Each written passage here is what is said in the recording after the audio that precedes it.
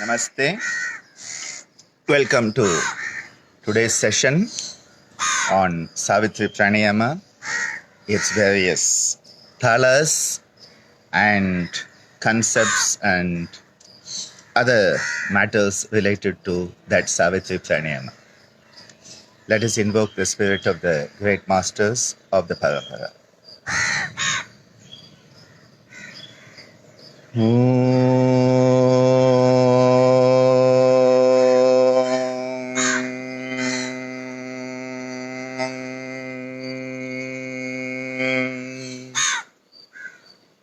Tadparamparyaye vedmahe Jnanalingeshwaraya dhimahi Tanno Guruh Prachodayate Om Om Yoga Maharishi Dr. Swami Geetananda Giri Guru Maharaj Ki Jai.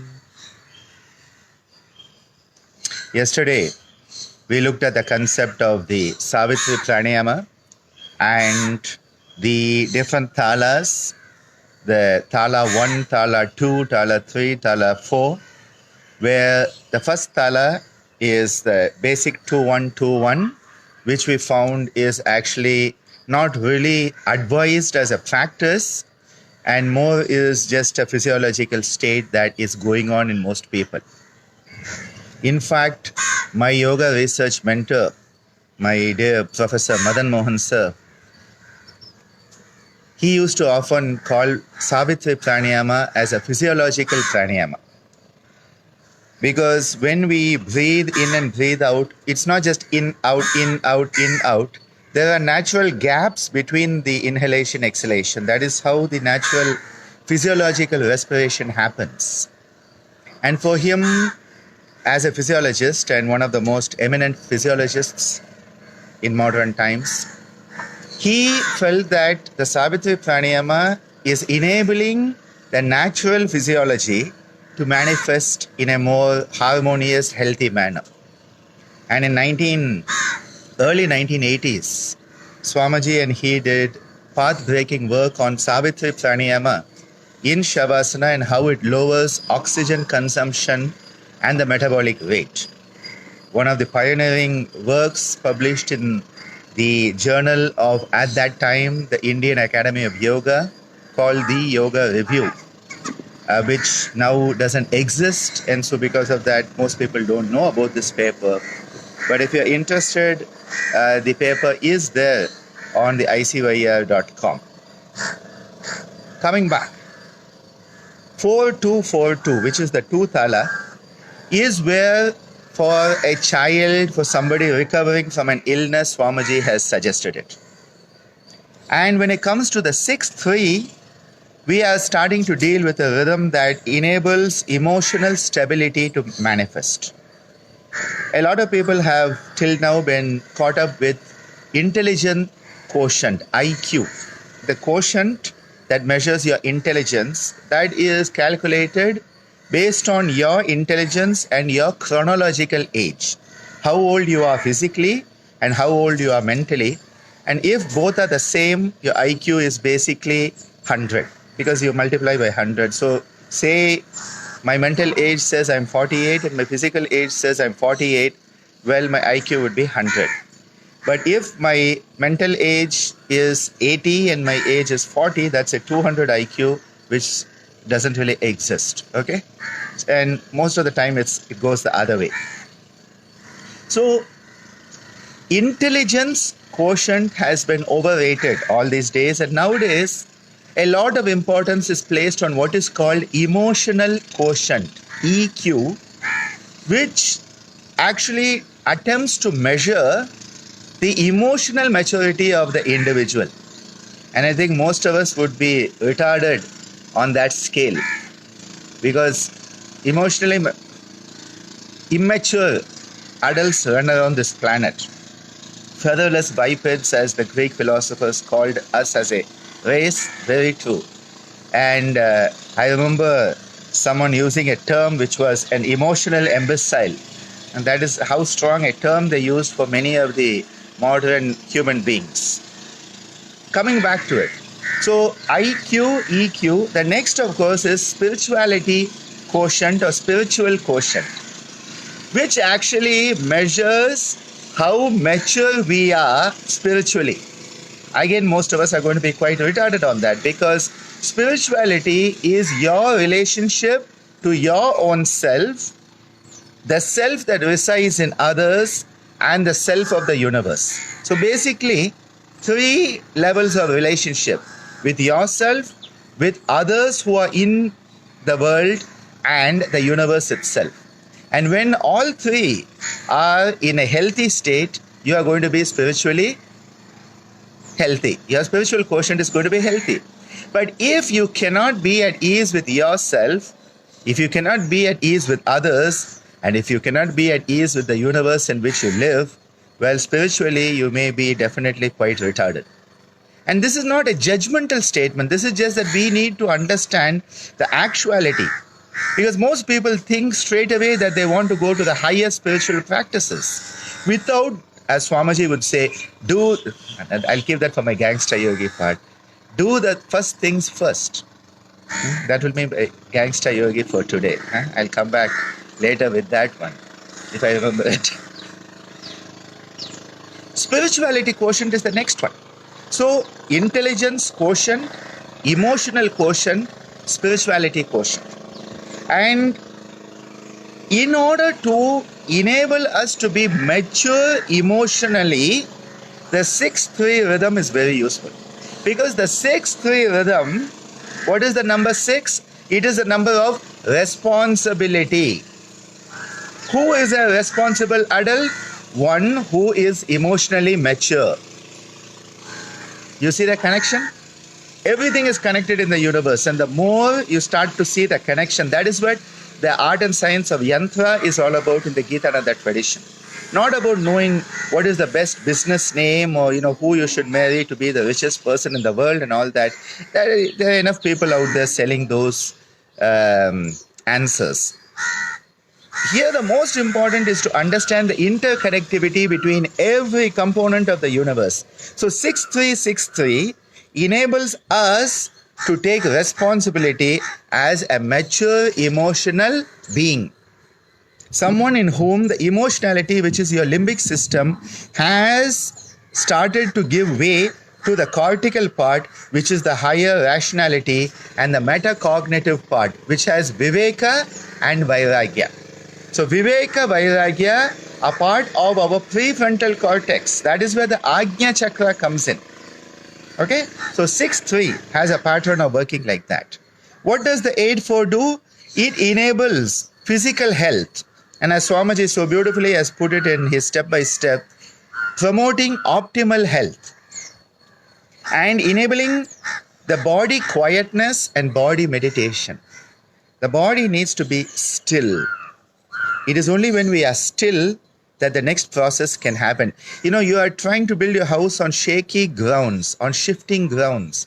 It's not going to be there. So the 8-4 is an excellent foundation for that type of optimal health and to start having a sense of body quietness. And in fact, the body itself starts to manifest a meditative state of being. Now coming to the 10-5, which is the 5 thala. You know what 5 is? It is the number of change. It's the number of transformation. So let's see what Swamiji says here. Metabolism in increased. What is metabolism? Constant change.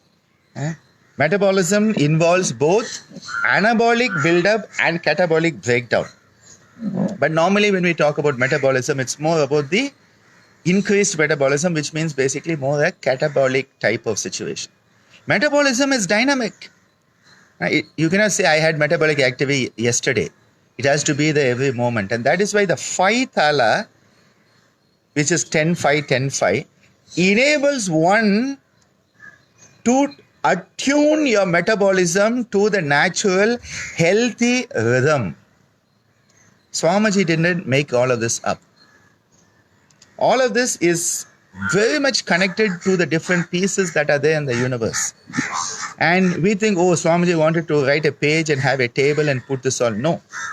These are teachings that are looking at how everything is interconnected to each other.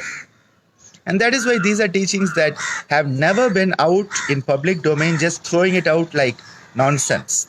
These have to be valued, these have to be respected, and these have to be practiced and experienced. That is why this tradition has never worried about quantity. For us, quality is more important. Even if there's one student, that's enough for me. So 10-5, 10-5. Metabolism is increased, speeding up the rate at which the body organs work. Extremely beneficial for anyone who has sluggish circulation and a nervous system that is not functioning as it should. An enervated nervous system that is on a downswing. So especially in people who are very tamasic, when the tamo guna predominance in an individual, and also when the kapha dosha predominates and the tamo guna predominates, there's going to be sluggish metabolism. Activity will be very slow. And that is why Swamiji says this is an excellent practice to enable the metabolism to be as it should for you, not for somebody else, for you. And that is why the 10-5 rhythm enables that to happen. Now, what does it also do? See, please understand, the principle of change is based on time. It is based on moment-to-moment variations. And what is the human way of measuring it? Time. So the change is measured by time. And that is why when we want to know, has somebody changed or grown or, decayed, you look at time. Time becomes the measure to see the change. So, have you changed from when you were a kid to now? Well, in the last 30 years, have you changed? Have you grown up? After coming to the ashram for 6 months, have you changed in those 6 months? Before that, after that. Before the ashram, after the ashram. There's no after the ashram because, you become part of the family. But just for the sake of understanding time, we always want to understand with a measure. And that is why the element of time as a measure is related to the 10-5. So if someone is constantly, Swamiji says, anyone who is constantly late and cannot get on time through any other method will find this routine very effective, because what it does, it overcomes laziness and procrastination. Laziness and procrastination are the tamo guna. It is the kapha dosha, which is sticky and so you don't move. Procrastination is a type of tamo guna and kapha. So what is being done here is a sense of activation, a sense of attuning to the rhythm that you need to be having for your life. That is the 10-5, 10-5. And it is an excellent rhythm that we can actually bring in, because so many of us are having a lot of issues with this. And that is why 10-5 is a very, very beautiful rhythm to take forward. So today what we will do is we will do a few rounds of the 6-3, we will do a few rounds of the 8-4 and a few rounds of the 10-5, so that we do a bit of practice today. Now, when we do it in this pattern, it sort of is becoming a bit of the Nadi Shuddhi, though we are not doing the alternate nostril. Right? So, for those who already have attended that session, you will know that the Nadi Shodhan, Nadi Shuddhi, the Nadi Shodhan is going faster, the Nadi Shuddhi is going slower, using the Savitri pattern. So, let us do a few rounds of this, okay? So, sitting quietly, breathing out. Breathe in, 2, 3, 4, 5, 6. Hold, 2, 3. Out, 2, 3, 4, 5, 6. Hold, 2, 3.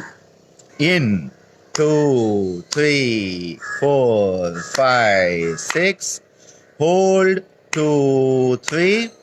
Out, 2, 3, 4, 5, 6. Hold, 2, 3. In, 2, 3, 4, 5, 6. Hold, 2, 3. Out, 2, 3, 4, 5, 6.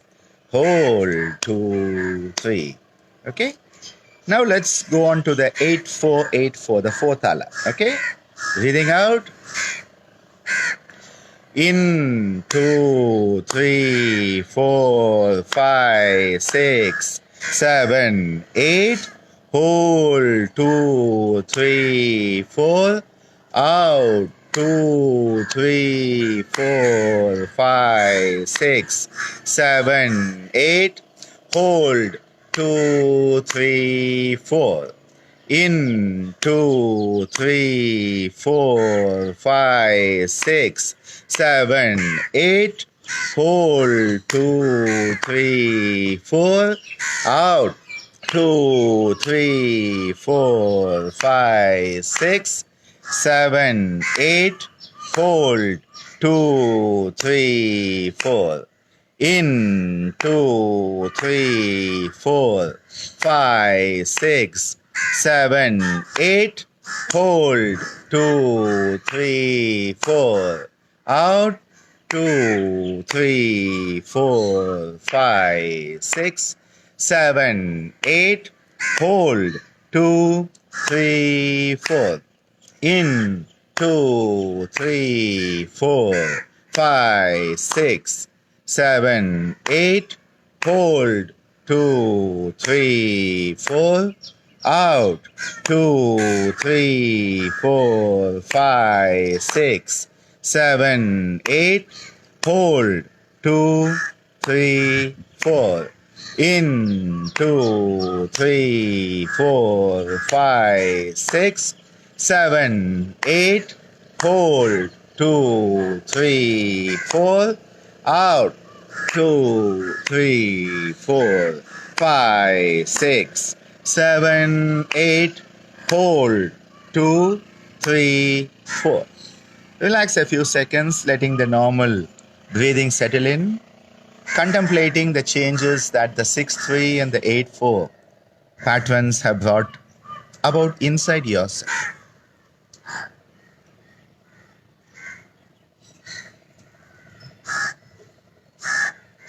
Moving on to the 10-5-10-5, the 5 tala. 5 is dynamism, as I said, and even in our dance and music, when we want to show vigor, fierceness, valor, we use the 5 count. The Kanda Nadai, as we call it, or Kanda Gati. Gati is a pattern, as Patanjali says in pranayama. Shwasa prashvasayor gati vicheda. Gati is the pattern, the rhythm, and you go beyond it. So here the pancha nadai is used, the 5 different forms of rhythms. In that, here we are using what would be called the kanda nadai or kanda gati. Okay. So it's 10-5, 10-5. Ready? Sitting straight. Breathe out. Breathe in, 2, 3, 4, 5, 6, 7, 8, 9, 10. Hold, 1, 2, 3, 4, 5. 2, 3, 4, 5, 6, 7, 8, 9, 10. Hold, 2, 3, 4, 5. In, 2, 3, 4, 5, 6, 7, 8, 9, 10. Hold, 2, 3, 4, 5. Out, 2, 3, 4, 5, 6, 7, 8, 9, 10. Hold, 2, 3, 4, 5. In, 2, 3, 4, 5, 6, 7, 8, 9, 10. Hold, 2, 3, 4, 5. Out, 2, 3, 4, 5, 6, 7, 8, 9, 10. Hold. 2, 3, 4, 5. In. 2, 3, 4, 5, 6, 7, 8, 9, 10. Hold. 2, 3, 4, 5. Out. 2, 3, 4, 5, 6, 7, 8, 9, 10. Hold. 2, 3, 4, 5. Sit quietly, contemplating the energization of the whole metabolic pathway. All the metabolic activities in each and every cell of your body, attuning it to the natural rhythm, coming into that rhythmic state where one is flowing with the rhythm that is optimal for us, enabling us to manifest transformation physically. That is, the metabolic activity can be considered physical transformation. So we have physical transformation happening. We could have mental and emotional transformation, and we could also have spiritual, and never forget the social transformation, which is also possible when we start to attune ourselves to the relationships in society, enabling the flow of society to also move in a harmonious manner as it is meant to.